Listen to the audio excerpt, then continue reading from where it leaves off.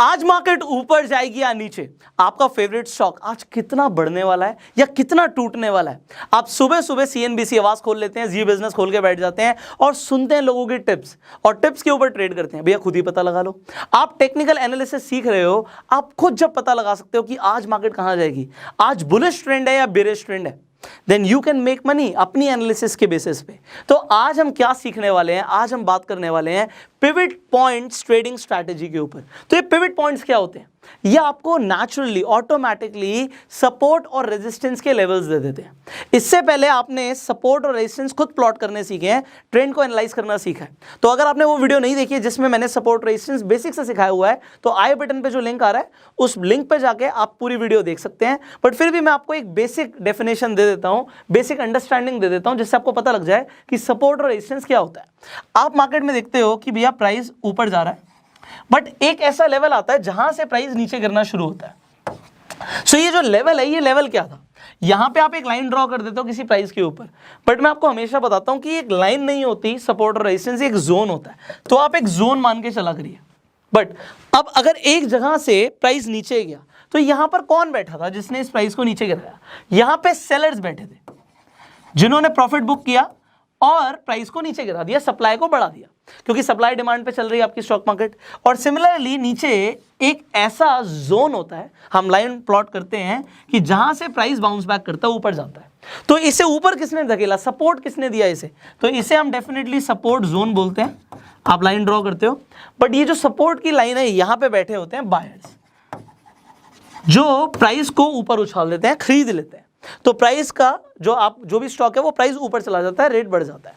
Now ये basic चीज है जिसमें आप रेजिस्टेंस और सपोर्ट को समझ सकते हैं। नाउ एक और चीज होती है, आप क्या देखते हो कि ठीक है, ये हमारी एक बेस लाइन है, प्राइस यहां से शुरू हुआ, नीचे गया और यहां से नीचे वो जाता जा रहा है। आपने अपना एक सपोर्ट का लेवल प्लॉट किया हुआ था ऑलरेडी, आप पहले एनालाइज कर लेते हो, उसके बाद आप सपोर्ट और रेजिस्टेंस लेवल प्लॉट करते हो। अभी हम बात करने वाले हैं आपके लिए ऑटोमेटिकली कैसे प्लॉट हो जाएंगे। तो जो पहला सपोर्ट लेवल होता है उसे हम S1 बोलते हैं, पहला रेजिस्टेंस लेवल जो होता है उसे हम R1 बोलते हैं। अब प्राइस ने सपोर्ट को ब्रेक कर दिया नीचे, तो जो हमारा नेक्स्ट टारगेट होता है वो होता है S2, कि भैया अगर उसने सपोर्ट को ब्रेक किया है तो यहां पे जो बायर्स हैं वो कमजोर पड़ गए, प्राइस नीचे गिर रहा है, वो बचा नहीं पाए प्राइस को नीचे जाने से। तो हमारा टारगेट कुछ इस जोन में होगा। जरूरी नहीं कि वो यहां तक टच करे, वो उससे पहले भी ऊपर जा सकता है, बट द थिंग इज कि एक जोन तक वो पहुंचेगा, वो हमारा एक नेक्स्ट टारगेट है। अगर वो इसे भी क्रॉस कर जाता है, देन आपका नेक्स्ट टारगेट हो जाता है S3, सपोर्ट 3। इसी तरीके से जब प्राइस आप देखते हो ऊपर जा रहा है और ऊपर जाके मान लीजिए वो यहां से नीचे आ जाता है, हो सकता है थोड़ा सा लाइन को ब्रेक भी कर जाए, बट आपको लग रहा है भैया उसने रेजिस्टेंस को ब्रेक कर दिया। जब वो एक बड़े मार्जिन के साथ ब्रेक करेगा तो डेफिनेटली वो ऊपर जा सकता है।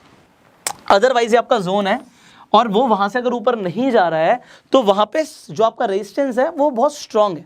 बट अब मान लीजिए उसने ब्रेक कर दिया, तो हमारा नेक्स्ट टारगेट जो हो जाता है वो R2 हो जाता है। एंड सिमिलरली अगर उसने इसे भी ब्रेक कर दिया तो यहां पे R3 हो जाता है।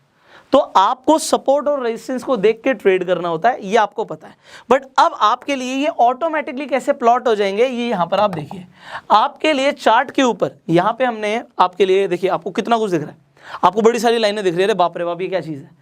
नॉट वरी, यहाँ पे हमने अपने डीमेट अकाउंट में लॉगिन किया हुआ है।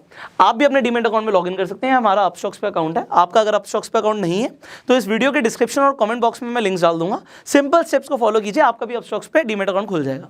उसके बाद यहाँ पे बैंक निफ्टी हम 30 मिनट्स के ऊपर है। हम 30 मिनट्स के ऊपर अभी क्यों है? जितना बड़ा टाइम फ्रेम उतनी ज़्यादा एक्यूरेसी मिल जाती है आप जो प्रेडिक्ट कर रहे हैं मार्केट में। तो यहां पे अब आपको क्योंकि एक्यूरेसी के साथ प्रेडिक्ट करना है मार्केट कहां जाएगी, तो आप 30 मिनट्स के टाइम फ्रेम पर है। उसके बाद हम अलग अलग टाइम फ्रेम्स पे भी एनालाइज करेंगे। अब आज मार्केट गिरी, ठीक है, मार्केट यहां से ओपन हुई, आप ऑलमोस्ट देख सकते हो 9:15 बजे मार्केट ओपन हुई, उसके बाद से गिर रही है और काफ़ी अच्छा टूटी आज मार्केट। अगर आज हम बैंक निफ्टी की बात करें, अभी आपको 400 पॉइंट गिरी हुई दिख रही है मार्केट। तो एक बहुत बड़ा, मतलब ये बहुत ज़्यादा डिफरेंस है। अगर आप ऑप्शन ट्रेडिंग कर रहे हो, आपको पता होता है यहाँ से अगर मार्केट बेरिश है नीचे जाएगी, और अगर आप ऑप्शन ट्रेडिंग कर रहे होते, सोचो कितना फायदा हो सकता है।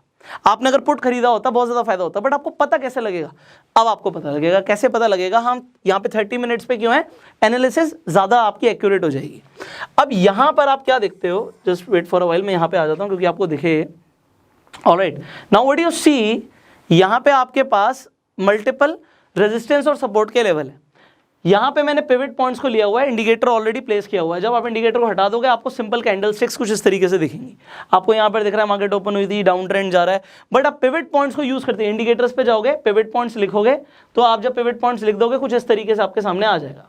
अलग अलग लाइंस आ जाएंगी सपोर्ट रेजिस्टेंस की, आप उनके कलर चेंज कर सकते हो, मैंने किए हुए हैं। तो यहाँ पर आप देखिए जब मार्केट खुलती है और आपकी यहाँ पे पिवट लाइन जो है व्हाइट कलर की उसके नीचे ओपन होती है तो मार्केट बेरिश होती है, वहां से प्राइस नीचे जाता है।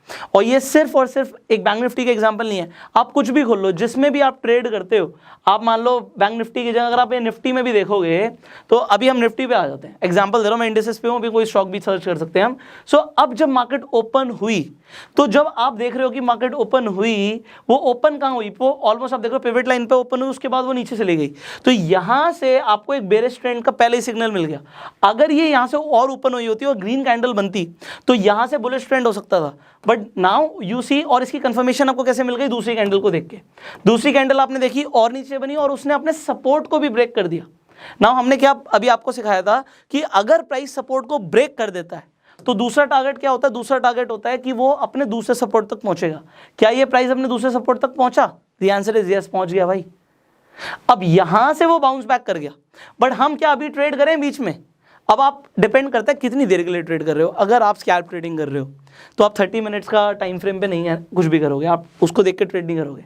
अगर आप इंट्राडे कर रहे हो फिर भी आपको ये तो चलो आपको मार्केट ओपनिंग के हिसाब से पता लगा, आप 10 मिनट या 15 मिनट के टाइम फ्रेम पे आप अपनी ट्रेडिंग करते हो देखते हुए। अब यहाँ पे थोड़ी देर में आपको अलग अलग टाइम फ्रेम्स के हिसाब से सपोर्ट रेजिस्टेंस चेंज होते हुए देखेंगे। अब आप क्या देखते हो, now here what you see is कि मार्केट जब ओपन हुई, अब यहां पे इस टाइम फ्रेम के हिसाब से 5 मिनट के हिसाब से आपको दिख रहा है कि वो ऊपर ओपन हुई। तो अभी देखो हम गलती कर सकते थे कि हमें लगता कि वो ओपन हुई है पिवट लाइन के ऊपर। तो मैंने आपको क्या बोला, जब आप मार्केट का पूरा ट्रेंड देखने वाले हो तो 5 मिनट के हिसाब से नहीं, फिर आप 30 मिनट के हिसाब से जाओ। बट अब आपको क्या देखना है, अगर आप थोड़े शॉर्ट टर्म के लिए ट्रेड कर रहे हो या इंट्राडे कर रहे हो, फिर आप 5 मिनट या 10 मिनट के टाइम फ्रेम पे आप देखोगे। अब यहां पे डेफिनेटली आपको देखा कि मार्केट ओपन तो हुई है पिवट लाइन के ऊपर, बट फिर वो नीचे जा रही है, इसलिए 30 minutes. Now what you see is कि उसने अपने सपोर्ट 1 को क्रॉस किया तो नेक्स्ट टारगेट है सपोर्ट 2, और सपोर्ट 2 को अगर क्रॉस कर दिया तो नेक्स्ट टारगेट है सपोर्ट 3। एग्जैक्टली मार्केट ने वैसे ही परफॉर्म किया जो आपने अभी सीखा। तो पिवट लाइन से आपको काफी कुछ पता लग जाता है। हमने निफ्टी का देखा, सिमिलरली हम बैंक निफ्टी का देख रहे थे, and you can apply it on any stock. But before you start trading using any indicator, सिर्फ एक इंडिकेटर को यूज मत करो। यहाँ पे MACD भी कुछ बता रहा है आपको। MACD यहाँ पर बता रहा था कि यहाँ पे जब आपने पहले देख लिया था कि क्रॉसओवर हुआ है और अच्छा खासा क्रॉसओवर हुआ है, एंड मैंने आपको बताया था MACD के बारे में कि जब आप देखते हो कि वो आपकी बेस लाइन के नीचे क्रॉसओवर हुआ है तो ये बेरिश बहुत स्ट्रॉन्ग सिग्नल है। तो आप मल्टीपल इंडिकेटर्स को यूज करके अपनी एनालिसिस को और ज्यादा एक्यूरेट बनाओ। तो यहाँ पे आप सुपर ट्रेंड को भी यूज कर सकते हो, हमने लिया हुआ है। आप मूविंग एवरेजेस को भी ले सकते हो। तो मल्टीपल आपने इंडिकेटर्स अब सीख लिए हैं। पिवट लाइंस आपको रेजिस्टेंस सपोर्ट लेवल बताती है, और ये बहुत इंपॉर्टेंट है जानना कि रेजिस्टेंस और सपोर्ट लेवल क्या है। अब देखो प्राइस जो है वो S1 और S2 के बीच में है। तो अगर हमें कैसे पता लगेगा अगर ट्रेंड चेंज हो रहा होगा, डिपेंडिंग आप कितने मिनट के टाइम फ्रेम पे देख रहे हो। अगर वो अपने यहाँ पे सपोर्ट को क्रॉस करता है, अब सपोर्ट जो उसने क्रॉस किया था, S1 क्रॉस किया था, वो उसके लिए एक रेजिस्टेंस बन चुका है।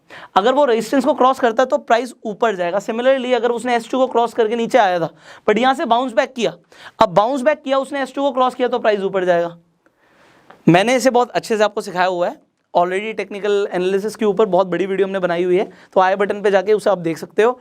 अगर आपको ये वीडियो समझ आई तो इस वीडियो को शेयर जरूर कीजिएगा, बिकॉज ये जो ऑटोमेटिकली सपोर्ट रेजिस्टेंस ड्रॉ हो गया ना, प्ले प्लॉट हो गया है, ये बहुत इंपॉर्टेंट है और अलग अलग टाइम फ्रेम्स में आपके लिए आगे प्लॉट होता भी जाएगा। तो आपको खुद से अगर आपको प्लॉट करने में सपोर्ट रेजिस्टेंस डिफिकल्टी आती है, so you can use pivot points trading strategy. If you like this video जल्दी से लाइक कर दीजिए। अगर आपके कुछ सवाल हैं तो नीचे कमेंट्स में पूछ सकते हैं। अभी देखो बहुत सारी वीडियोस बनाना बाकी है आपके लिए, क्योंकि टेक्निकल एनालिसिस स्टॉक मार्केट बहुत बड़ी फील्ड है, it is a humongous field and बहुत कुछ सीखना बाकी है। और मैंने आपको क्या बोला कि अभी आपने जो सीखा है उसे आप बहुत सारे चार्ट्स पे एनालाइज करो।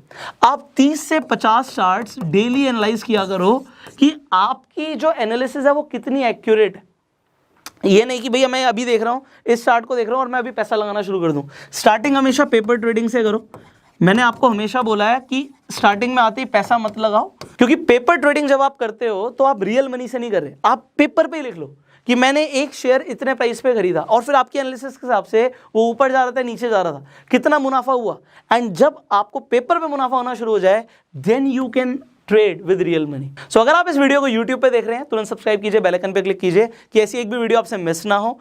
फेसबुक पर देख रहे हैं मैं, फॉलो कीजिए। आई will see in the next video. Till that time, अगर आपने अपना डीमेट अकाउंट नहीं खुलवाया है, डिस्क्रिप्शन कमेंट बॉक्स में लिंक है, आप जाके तुरंत अपना डीमेट अकाउंट खुलवा लीजिए, क्योंकि आपको ट्रेडिंग करने के लिए, इन्वेस्टिंग करने के लिए स्टॉक मार्केट में आपको डीमेट अकाउंट चाहिए होता है। So I will see in the next video. Till that time, you go self made.